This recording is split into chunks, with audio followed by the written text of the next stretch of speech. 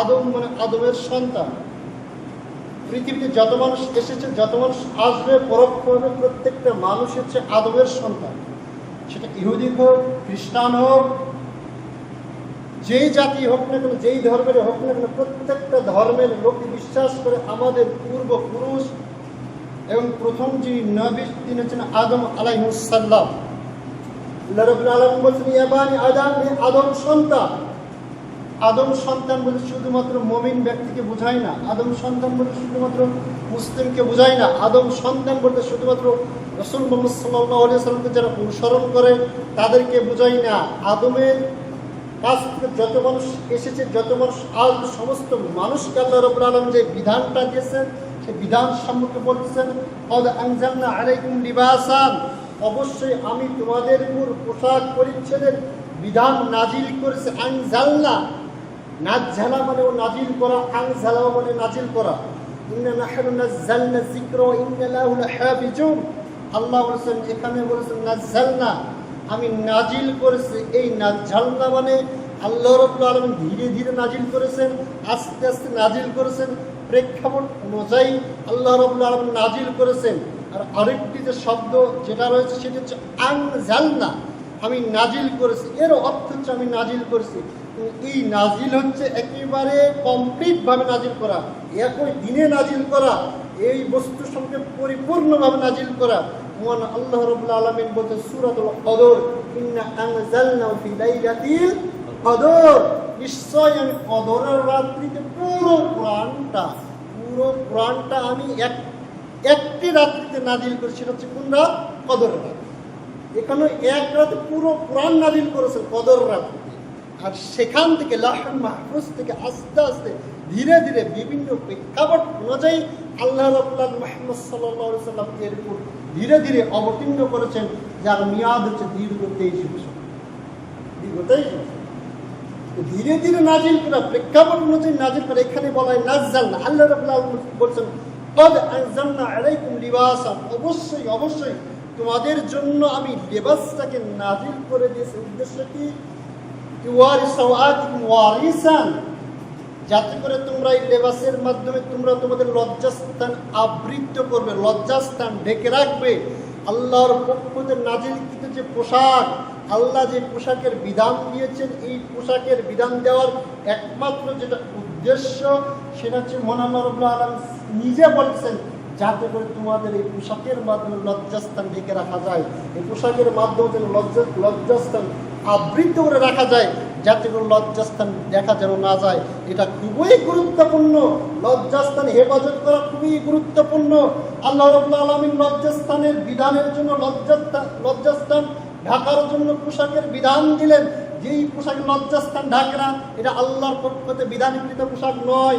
যেই পোশাক পরার পর লজ্জাস্থান বোঝা যায়, শরীরের উঁচু বোঝা যায়, বিশেষ করে মহিলাদের অঙ্গ প্রত্যঙ্গ এগুলো বোঝা যায়, দামি পোশাক পরার পরেও বুঝতে হবে না আল্লাহর পক্ষ থেকে যে প্রেরিত যে নাজিলকৃত বিধান আল্লাহ রাব্বুল আলামিন দিয়েছেন, এটা আল্লাহর পক্ষ থেকে প্রেরিত পোশাক নয়, এটা হচ্ছে শয়তানের পক্ষ থেকে প্রেরিত পোশাক। এটা শয়তানের পক্ষ থেকে প্রেরিত পোশাক। আল্লাহ রাব্বুল আলামিন আদম এবং হাওয়া আলাইহিস সালামকে জান্নাতের ভিতর রেখেছিলেন, কিন্তু লজ্জাস্থান উন্মুক্ত করার জন্য একে অপরের নিকট আদম এবং হাওয়া আলাইহিস সালাম এদের একে অপরের নিকট লজ্জাস্থান উন্মুক্ত করার জন্য শয়তান সর্বোচ্চ চেষ্টা করেছেন। এক পর্যায়ে একে অপর লজ্জাস্থান উন্মুক্ত করে ছেড়েছেন। এটা তো শয়তানের কাজ। যেই পোশাকে লজ্জাস্থান দেখা যায়, যেই পোশাকের মাধ্যমে লজ্জাস্থান আবৃত হয় না, বুঝতে হবে এটা হচ্ছে শয়তানের কাজ, এটা শয়তানেরই পোশাক। এটা আল্লাহর পক্ষ থেকে নাজিলকৃত পোশাক নয়। আল্লাহর পক্ষ থেকে নাজিলকৃত পোশাক কোনটি? যেটার মাধ্যমে লজ্জাস্থানে আবৃত হয়। রাসূল মুহাম্মদ সাল্লাল্লাহু আলাইহি ওয়াসাল্লাম বলেছেন, কোনো ব্যক্তি যদি দুইটি বস্তুর জামিনদার হয়, জিম্মাদার হয়, কোনো ব্যক্তি যদি, কোনো বান্দা যদি দুইটি বস্তুর জিম্মাদার হবে, যে আর পুরো জীবনে এই দুইটি বস্তুর জামিনদার হব, আমার পুরো জীবনে, আল্লাহ রাসূল মুহাম্মদ সাল্লাল্লাহু আলাইহি ওয়াসাল্লাম বলছেন, এক, দুই সোয়ালের মধ্যবর্তী যে বস্তু যার নাম জিহ্বা, কোনো বান্দা, কোনো ব্যক্তি যদি দুই সোয়ালের মধ্যবর্তী বস্তু জিহ্বার যদি জামিনদার নেই, জিম্মাদার হয়, আমার পুরো জীবনে জিহুব্বা দিয়ে কাউকে অপমান করব না, আমি পুরো জীবনে জিহুব্বা দিয়ে কারো আমি গীবত করব না, আমি পুরো জীবনে জিহুব্বা দিয়ে আমি কাউকে গালিগালাজ করব না। কোনো ব্যক্তি যদি জিহুব্বার জিম্মাদার দিতে পারে, কোনো ব্যক্তি ওর মাঝখানে লজ্জাস্থানের যদি জিম্মাদার দিতে পারে, লজ্জাস্থানের মাধ্যমে কোনোদিন পুরো জীবনে কোনোদিন পাপ কাজ করবো না, আমার লজ্জাস্থানের মাধ্যমে কোনো অন্যায় সংগঠিত হবে না, আমার লজ্জাস্থান কোনো ব্যক্তি দেখতে পারবে না। পুরুষের লজ্জাস্থান কোনো নেই, এটা আমরা আপনারা সকলেই জানি। আল্লাহ রাসূল বলতেছেন ওই ব্যক্তি যদি লজ্জাস্থানের জিম্মাদার যদি দিতে পারে, আমি রাসূল মুহাম্মদ সাল্লাল্লাহু আলাইহি সাল্লাম বলতেছি ওই ব্যক্তির জন্য আমি মুহাম্মদ সাল্লাল্লাহু আলাইহি সাল্লাম জান্নাতের জিম্মাদার দিলাম। সুতরাং লজ্জাস্থান আবৃত করতে হবে, লজ্জাস্থান ঢাকতে হবে।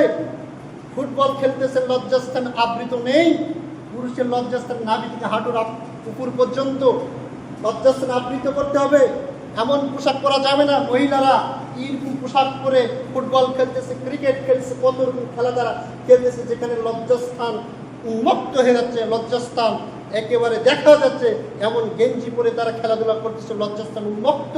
মানুষ ফুটবল খেলা দেখতেছে, কোন ফুটবলে দেখতেছে আল্লাহ তাআলাই ভালো জানতেছেন।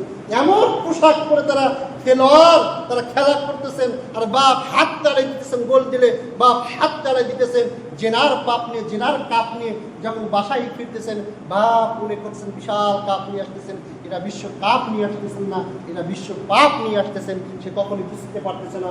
লজ্জাস্থান ঢাকার জন্য আল্লাহ রাব্বুল আলামিন পোশাক নাজিল করেছেন।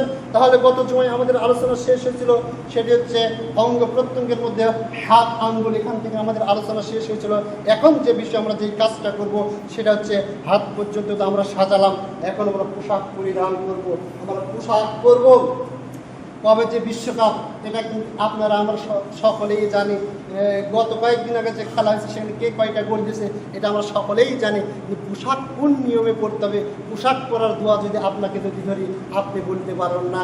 100 জন লোক পোশাক পরে, পৃথিবীতে যত মানুষ এসেছে সমস্ত মানুষই পোশাক পরিচ্ছেদ ব্যবহার করে, পোশাক পরে। তাদেরকে যদি জিজ্ঞাসা করা হয় আপনি যে পোশাক পরলেন, পোশাক পরার দোয়া বলেন, আপনাদের যদি এখানে যদি হাত তুলতে বলেন কয়টা লোক পারেন? যারাও পারেন তারাও পড়ে, জানি কিন্তু পড়ি না। অনেকেই জানে, আলেম জানে, হুজুর জানে, সকলেই হয়তো কেউ জানে পোশাক পরেই তো পড়ার সঙ্গে দোয়া করতে হবে, এটা আমরা অনেকেই পড়ি না। রাসূলুল্লাহ সাল্লাল্লাহু আলাইহি সাল্লাম বলছেন কোনো ব্যক্তি যদি নতুন পোশাক পরিধান করে, যে হাদিসটা আপনি পাবেন তিরমিজি 3560 নম্বর হাদিস, রাসূলুল্লাহ সাল্লাল্লাহু আলাইহি ওয়াসাল্লাম বলছেন যখন কোনো বান্দা কোনো নতুন পোশাক পরিধান করে, তাহলে নতুন পোশাক পরিধান করে বাকি যে আগে যে পোশাক পরিধান করছেন ওই পোশাকটা কি হয়ে গেছে? পুরাতন হয়ে গেছে, পুরাতন হয়ে গেছে। একটা মানুষের কত পোশাক রয়েছে, পুরাতন পোশাক কেন আপনি সুকেস ভর্তি করে রাখলে? আপনার মূল্য আছে? কোনো মূল্য নেই। আপনার যদি নতুন পোশাক যদি থাকে আর এটাই যদি ব্যবহার করেন, যেই পোশাক ব্যবহারের কোনো প্রয়োজনই নেই, আপনি ব্যবহার করেন না, ওল্ড হয়ে গেছে, পুরাতন হয়ে গেছে, সেই পোশাক কেন সুকেস ভর্তি করলেন? সুতরাং সুকেস ভর্তি না করে রাসূলুল্লাহ সাল্লাল্লাহু আলাইহি ওয়াসাল্লাম বলছেন কোনো বান্দা যদি নতুন পোশাক পরিধান করার পর তার পূর্বে পুরাতন পোশাক যদি দান করে দেয়, সাদাকা করে দেয়, কোনো ব্যক্তি পোশাক পরিতে হইবে, দেখতেছেন বন্যায় কত ব্যক্তি বন্যায় পোশাক করতে পারছে না, পোশাক কিনতে পারছে না, এইরকম যদি আপনি যদি তাদের পোশাকের ব্যবস্থা করে দিতে পারেন, আপনারা পুরাতন পোশাকের মাধ্যমে তার ব্যবস্থা করে দিতে পারেন, রাসূলুল্লাহ সাল্লাল্লাহু আলাইহি ওয়াসাল্লাম বলছেন তার দুনিয়াতে এবং আখিরাতে আল্লাহ রাব্বুল আলামিন ওই বান্দাকে হেফাজত করবেন। শুধু তা নয়, রাসূলুল্লাহ সাল্লাল্লাহু আলাইহি ওয়াসাল্লাম বলছেন আখিরাতে যেই ব্যক্তি পুরাতন পোশাক দিয়ে কোনো ব্যক্তিকে সাদাকা করে দিবে, সাহায্য করবে, আখিরাতে আল্লাহ রাব্বুল আলামিন ওই ব্যক্তির গুনাহ সমূহকে পর্দা দ্বারা ঢেকে দিবে। কত সহজ একটা আমল, কত গুরুত্বপূর্ণ আমল, কত ফজিলতপূর্ণ আমল। ওই পোশাকটা শুকেছে না রেখে আপনি নতুন পোশাক অন্যকে সাদাকা করার চেষ্টা করুন। আমরা অনেকেই পোশাক পরিধান করতেছি, নতুন পোশাক পরিধান করতেছি, পুরাতন পোশাক পরিধান করতেছি, অথচ আমরা দোয়া পাঠ করতেছি না। হে তিনি ভাই, হে তিনি মুসলিম, আপনি কোন নবীর উম্মত? আপনার নবীতে কোনোদিন দোয়া ছাড়া পোশাক পরিধান করেন নাই। আমি কিভাবে উম্মতে মুহাম্মদী বলে দাবি করি, মুহাম্মদ সাল্লাল্লাহু আলাইহি সাল্লামের উম্মত বলে দাবি করি, অথচ পোশাক পরার দোয়া জানি না, পোশাক পরার দোয়াই জানি না। হাত তুলতে বললে আপনি অপমানিত হবেন। মুসলিম হিসেবে আপনার মতো উচিত নয় প্রতিনিয়ত যে পোশাকটা আমরা পরছি, এই পোশাকটা রাসূল মুহাম্মদ সাল্লাল্লাহু আলাইহি ওয়াসাল্লাম কি বলে পোশাক পরছেন, কি বলে পোশাক পরছেন? গান শুনতে শুনতে পোশাক পরতেছেন, খেলা দেখতে হবে দ্রুত পোশাক হাতে করে নিয়ে চলে যাচ্ছেন, দোয়া জানেন না। আপনি দুনিয়ার সব কিছু জানেন, অনেক কিছু জানেন, ধরতে গেলে কষ্ট পাবে। যদি বলা হয় কত খেলোয়াড়ে কে কয়টা গোল দিয়েছেন, আপনি বলতে পারবেন। কয়দিন পর বিশ্বকাপ রয়েছে, আপনি বলতে পারবেন। পুরো হিসাব আপনার রয়েছে। দুনিয়াতে কোথায় কি হচ্ছে এগুলো হিসাব আপনার আমার ভিতরে রয়েছে। যেই কাজটা প্রতিদিন করি, আমরা কি পোশাক প্রতিদিন করি না? আমরা কি সারাটা দিন খালি গায়ে থাকি? তো পোশাক আমাদের যদি প্রতিদিন পড়তে হয়, ছোট্ট একটা দোয়া, এটাকে আমরা মুখস্থ করতে পারি না? কেন পারি না? 3 ঘন্টা বসে যদি আপনি খেলা দেখতে পারেন, 10 মিনিট বসে ছোট্ট দোয়া মুখস্থ করতে পারবেন না? পূর্ণবীর উম্মাহ। আল্লাহ রাসূল মুহাম্মদ সাল্লাল্লাহু আলাইহি সাল্লাম বলছেন, যখন কোনো বান্দা পোশাক করবে, যখন বলবে আলহামদুলিল্লাহিল্লাযী কাসানি, আপনি দোয়াটা মুখস্থ করার চেষ্টা করবেন।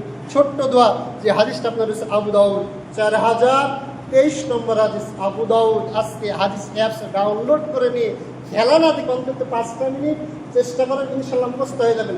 আবু দাউদ হাদিস নম্বর 4023 নম্বর হাদিস। আল্লাহ রাসূল মুহাম্মদ সাল্লাল্লাহু আলাইহি সাল্লাম বলেছেন, আলহামদুলিল্লাহিল্লাযী কাসানি হাদা সাওবুন ওয়া রাযাকানিহি মিন গায়রি হাওলিন মিন্নি ওয়ালা কুওয়া।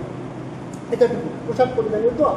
রাসূল মুহাম্মদ সাল্লাল্লাহু আলাইহি সাল্লাম বলেছেন, কোনো ব্যক্তি যদি পোশাক পরিহিত সময় যদি এই দোয়া যদি পাঠ করে, গুফিরা লাহু মা তাকদ্দামা মিন জামবি, তার আগের পিছের সমস্ত গুনাহ আল্লাহ রাব্বুল আলামিন মাফ করে। চিন্তা ভাবনা করে দেখেছেন? সামান্য পোশাক পরতে গিয়ে যদি আমি আপনি যদি দোয়া পাঠ করি, আল্লাহ রাব্বুল আলামিন তার আগের পিছের গুনাহ মাফ করে দিবেন। আচ্ছা, সম্মিলিত মুনাজাত না করলে ইমামতি টিকে না। সম্মিলিত মুনাজাত না করলে মসজিদে বের করে দেওয়া হয়।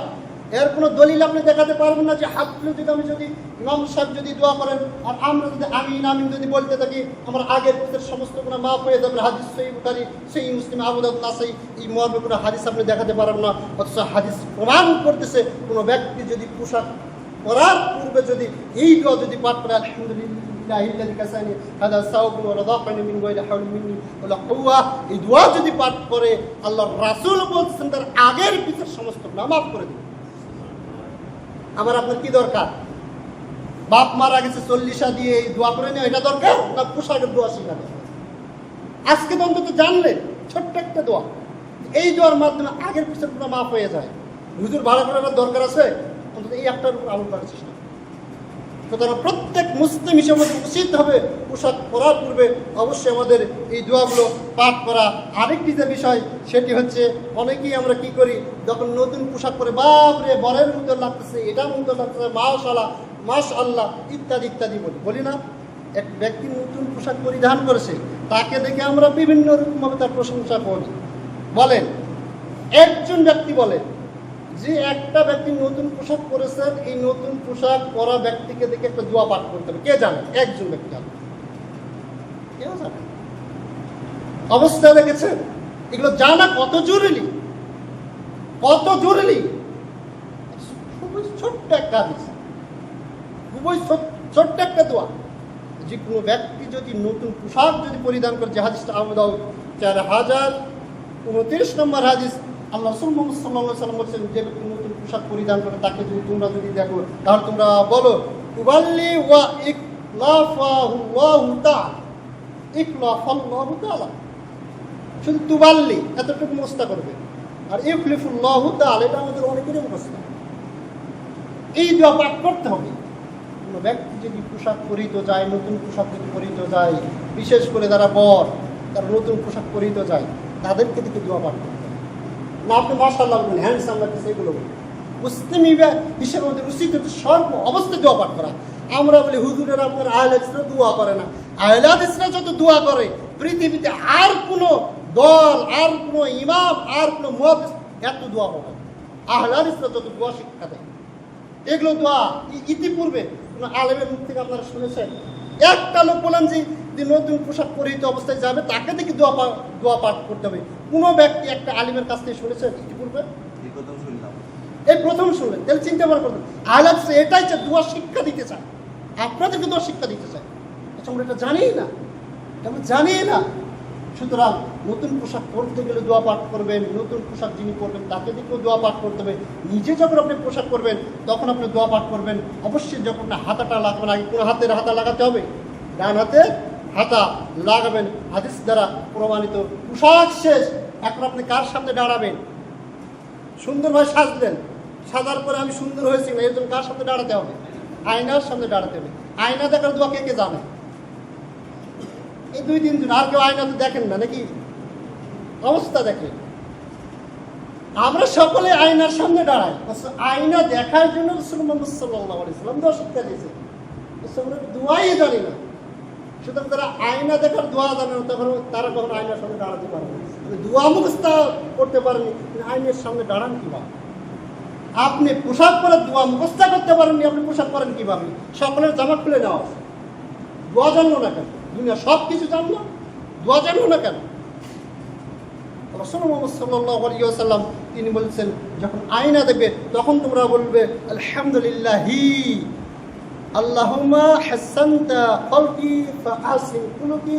বিভিন্ন হাদিসে বিভিন্ন রকম রয়েছে, আল্লাহুম্মা কামা হাসানতি খালকি ফাআহসিন খুলুকি, বিভিন্ন রাতে বিভিন্নভাবে রয়েছে। সুতরাং এটা আয়না দেখার দোয়া। যখন আমরা আয়না দেখব, দোয়ার অর্থ যে কত সুন্দর, হে আল্লাহ তুমি আমাকে যেরকম সুন্দর করেছো, আল্লাহ তুমি আমার চেহারাটাকে যেরকম সুন্দর করেছো, আল্লাহ তুমি আমার চরিত্রটাকেও সেইরকম সুন্দর হিসাবে তৈরি করেছো। মানুষের চেহারা যদি সৌন্দর্য হয় আর চরিত্র যদি সুন্দর না হয়, ওই চেহারা দিয়ে কোনো কাজ হবে না। চেহারা যতই সুন্দর হোক, তার চরিত্র কত সুন্দর হতে হবে, তাই নয়? কাল কিয়ামতের দিন মিজানের পাল্লায় সবচাইতে যে আমলের দিক হতে যে বস্তুটা ভারী হবে, সেটা হচ্ছে উত্তম চরিত্র। আর একটা আয়না দেখার সময় এই দোয়াটা আমরা পাঠ করি, আল্লাহ আমার চেহারাটাকে যেরকম সুন্দর করেছো, আল্লাহ তুমি আমার অন্তরটাকে সেরকম চরিত্র সুন্দর করে দাও, চরিত্রটাকে সেরকম সুন্দর করে দাও। দোয়া আমাদেরকে জানতে হবে, পাঠ করতে হবে, বুঝতে হবে, সদা সর্বদা আমাদেরকে দোয়া পাঠ করতে হবে। তারপরে যে বিষয় সুন্দরভাবে সাজসজ্জা অবলম্বন করলাম, দামি পোশাক পরলাম, দামি পায়জামা প্যান্ট পরলাম, বিশেষ করে জিন্সের প্যান্ট পরলাম, টাইট ফিট পোশাক পরলাম, এমন পোশাক পরলাম বসে থেকে পেশাব করা যায় না, দাঁড়িয়ে কুকুরের মতো পেশাব করতে হয়, এই পানি নেওয়ার পরিবেশ নেই, সাপ দিলেই আপনার পোশাকে লেগে যায়, আপনার সালাত বাতিল হয়ে যায়, সালাত আদায় করতে পারেন না পোশাক অপরিষ্কার হওয়ার কারণে। এইরকম টাইট ফিট আমরা পোশাক পরি, কি জন্য? ঈদের সালাত আদায় করতে হবে, নতুন পোশাক পরতে হবে। নতুন পোশাক মানেই হচ্ছে টাইট ফিট পোশাক পরা, নাকি? সুতরাং আমাদের পোশাকের কোয়ালিটি হবে, সেটা হবে অবশ্যই ঢিলা ঢালা হবে, বিশেষ করে যেটা সালাত আদায় করতে বাধা প্রদান করে না, এইরকম পোশাক আপনাকে আমাকে করতে হবে। যেই পোশাক আপনি কোনটা বৈধ পোশাক কোনটা অবৈধ পোশাক, এটা চেনার একটা বড় মাপকাঠি, সেটা হচ্ছে আপনি সালাত আদায় করবেন এই পোশাক পরে। সালাত আদায় করতে যদি রুকুতে গিয়ে যদি কষ্ট হয়, সিজদাতে গিয়ে যদি কষ্ট হয়, বুঝতে হবে এই পোশাক ইসলামী পোশাক নয়। আল্লাহ ওই রকম পোশাক নাজিল করতে পারেন না যেই পোশাকের মাধ্যমে আল্লাহর সালাত আদায় করতে কষ্ট হয়। এটা মাপকাঠি, এটা আপনি দেখে নেবেন, পোশাক পরার পরে দেখে নেবেন এই পোশাকের মাধ্যমে যদি আমার সালাত যদি ঠিক হয়ে যায়, কোনো প্রকার সমস্যা যদি না হয়, এই পোশাক আমি পরিধান করার চেষ্টা করব। আরেকটি যে বিষয়, সুন্দরভাবে সাজসজ্জা অবলম্বন করলাম, আয়নাতেও দেখলাম মাশাআল্লাহ খুবই ভালো লাগতেছে। এখন আমি কি করছি? সর্বোচ্চ দামি পোশাক আমি ব্যবহার করছি, মার্কেটের সর্বোচ্চ দামি পোশাক আমার, জুতা হচ্ছে সর্বোচ্চ দামি জুতা হচ্ছে আমার। এইরকমের রাস্তায় বের হলাম কি জন্য? খ্যাতির উদ্দেশ্যে। কি জন্য? মানুষ যেন আমাকে যেন সম্মান করে, সম্মানের জন্য আলাদা পোশাক থাকে। কিন্তু মানুষের সম্মান করার জন্য কিন্তু আবার আলাদা পোশাক থাকে।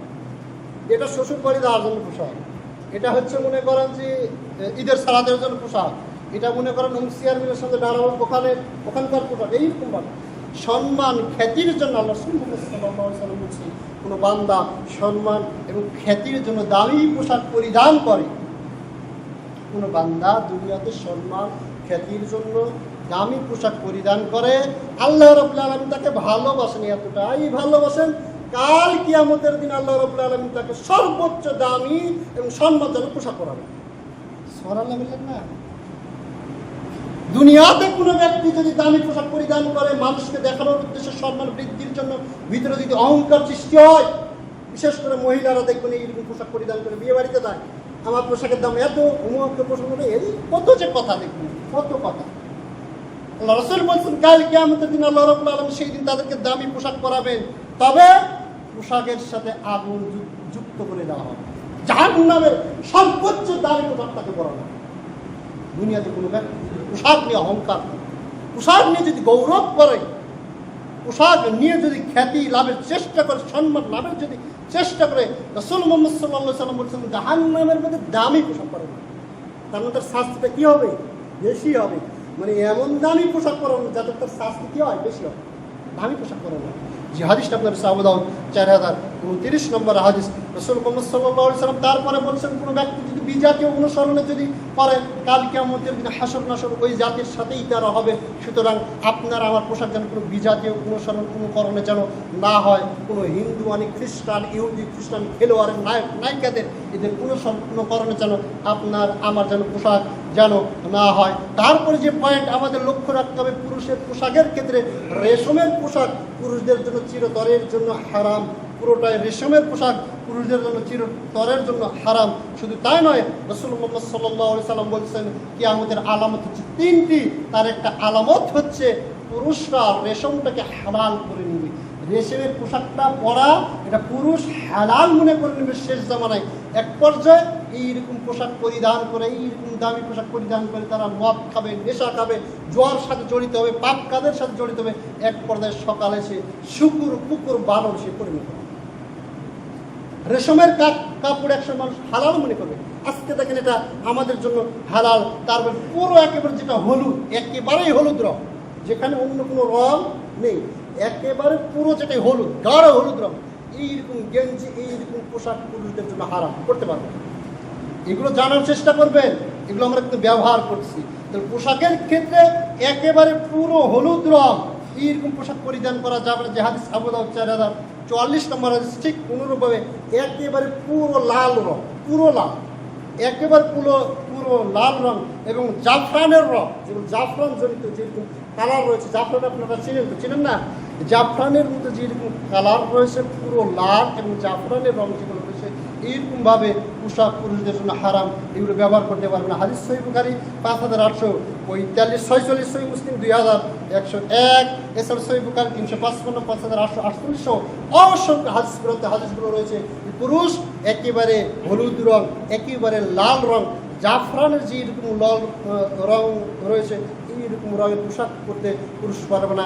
এবং অহংকার যুক্ত যে এরকম করলে অহংকার সৃষ্টি হয়, এইরকম অহংকারযুক্ত পোশাক পুরুষ ব্যবহার করতে পারবে না। পুরুষ ওই সমস্ত পোশাক পরিধান করতে পারবে না যে সমস্ত পোশাক বিজাতীয় অনুকরণ হয়, এইরকম পোশাক পরিধান করতে পারবে না। পুরুষ ছবিযুক্ত পোশাক পরিধান করতে পারবে না। যে সমস্ত গেঞ্জিতে, যে সমস্ত জামাতে ছবিযুক্ত রয়েছে, নায়ক নায়িকার ছবি রয়েছে, খেলোয়াড়ের ছবি রয়েছে, মানুষ জাতীয় ছবি রয়েছে, এরকম প্রাণী জাতীয় ছবি রয়েছে, এইরকম পোশাক পুরুষ পরিধান করতে পারবে না। এছাড়া অন্যান্য পোশাক পরিধান করবে শুধুমাত্র কেবলমাত্র সৌন্দর্যের জন্য, পুরুষ সৌন্দর্যের জন্য এবং লজ্জাস্থান আবৃত করার জন্য পুরুষ পোশাক পরিধান করবে। তাহলে আমরা উচিত হবে এই সমস্ত পোশাক পরিধান করা। আল্লাহ রাব্বুল আলামিন আমাদের ইসলামের এই বহির্ভূত যে সমস্ত পোশাক রয়েছে, এইগুলো পোশাক পরিধান করা হতে বিরত থাকার তৌফিক দান করুন সকলকে, আল্লাহুম্মা আমিন। তার সমস্ত শরীরের আমাদের শেষ, পোশাক পরা শেষ। এখন কি করবেন সেটা হচ্ছে, আমরা রাসূল মুহাম্মদ সাল্লাল্লাহু আলাইহি ওয়াসাল্লাম বলেছেন, আবু হুরায়রা রাদিয়াল্লাহু আনহু হতে বর্ণিত, তিনি বলেন ক্বালা মা আসলাফা মান কা'বাইন মিন আযারি ফাফিন নার। রাসূল মুহাম্মদ সাল্লাল্লাহু আলাইহি ওয়াসাল্লাম বলেছেন, ইজারের বা পরিধানের বস্তুর যে অংশ পায়ের গোড়ালির নিচে থাকবে, টাকনুর নিচে থাকবে, সুতরাং আপনার আমার পোশাকের একটা গুরুত্বপূর্ণ দিকে লক্ষ্য রাখুন। সেটা হচ্ছে আপনার আমার পোশাকের যে পায়জামা রয়েছে, যে পাঞ্জাবিও বলেন এবং যে প্যান্ট রয়েছে, যে লুঙ্গি রয়েছে, এটা আল্লাহ রাসূল বলছেন এটা যদি টাকনুর নিচে থাকে, কিসের নিচে? টাকনুর, সিদ্ধান্ত টাকনুর নিচে যদি থাকে, রাসূল মুহাম্মদ সাল্লাল্লাহু আলাইহি ওয়াসাল্লাম বলছেন ওই ব্যক্তির ওই অংশ কাল কিয়ামতের দিন জাহান্নামে থাকবে। হাদিস সহিহ বুখারী 5787, আধুনিক প্রকাশনী থেকে ছাপানো সহিহ বুখারী 5362। এছাড়াও অসংখ্য হাদিস গ্রন্থে হাদিসগুলো রয়েছে। সুতরাং আপনার আমার পোশাক যেন কখনো টাকনুর নিচে যেন না হয়। টাকনুর নিচে যদি পোশাক থাকে, ওই অংশ যদি জাহান্নামে থাকে, অর্থাৎ পা যদি জাহান্নামে থাকে, সমস্ত শরীর কি জাহান্নামের বাইরে থাকবে? তার মানে ওই ব্যক্তি কোথায় যাবে? জাহান্নামে যাবে। আমি ডাইরেক্ট আগুনের উপর, পুরো শরীরটা কি আগুনের উপরেই রয়েছে। আল্লাহ রাসূল বলছেন সর্বনিম্ন শাস্তি যাদেরকে দেওয়া হবে, শুধুমাত্র কি করা হবে? একটা আগুনের কি করা হবে? জুতা পরানো হবে, জুতা পরানো হবে। এই জুতা পরানোর কারণে জাহান্নামের আগুনের একটা জুতা পরিধান করার কারণে তার মাথার উপরে মগজ টকবক করে ফুটতে থাকে। চিন্তা ভাবনা করে তুমি দিনী ভাই জিনিস, পোশাকের কারণে আমরা জাহান্নামে চলে যাচ্ছি, পোশাকের কারণে। অথচ আজকে আমাদের যে অবস্থা দেখে, আমাদের যে অবস্থা, যেটা হচ্ছে জাহান্নামী পোশাক, যেই পোশাকের কারণে আপনাকে আমাকে জাহান্নামে যেতে হবে, অথচ সেই জাহান্নামী পোশাকটাই আমাদের সমাজে হচ্ছে ভদ্র পোশাক। আর যেই পোশাকের বিনিময়ে জাহান্নাম থেকে মুক্ত হওয়া যায়, সেই পোশাকই হচ্ছে আমাদের সমাজে আমরা মনে করছি এটা হচ্ছে অভদ্র পোশাক। যারা দেখবেন টাকনুর নিচে প্যান্ট রাখে তাদেরকেই বলা হয় ভদ্র ব্যক্তি, এই ভদ্র ব্যক্তি।